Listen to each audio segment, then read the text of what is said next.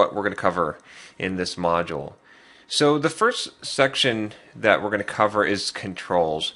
I kind of wanted to go over all the different controls options that you have in your iOS application, just so you have a good idea of what is available for you to use. It's a little bit more difficult in iOS development to use a custom controller or make your own control, but there are a large number of controls that are available to you to use that come right out of the box. So I wanted to cover all of these so that you'd kind of have an idea of exactly what your options are. And kind of one of the goals of this module is to just give you that overview, knowing that if you're watching this, you probably are a programmer already and can look up a lot of the other things you can do once you understand kind of what the scope of what is available to you.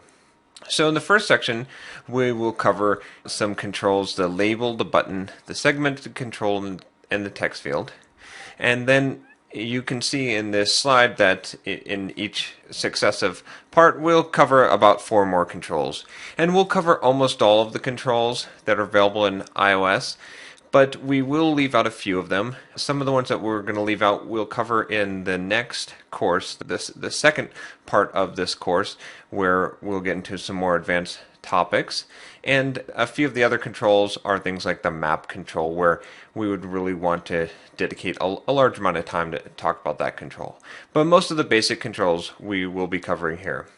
Then we're going to talk about how to lay out controls. It's pretty easy to do in iOS, and there's some considerations that you're going to want to take into account when developing your application, especially having to do with the scaling, if you're scaling up to an iPad or considering doing that, or just the difference between the 2 iPhone versions of the Retina display and the non-Retina display, and any possible other future types of iOS application or iOS devices that Apple decides to come out with.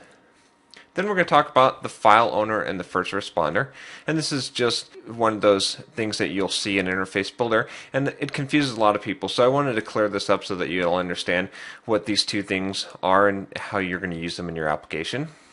And then finally, we'll go ahead and create a sample UI for a protein tracker.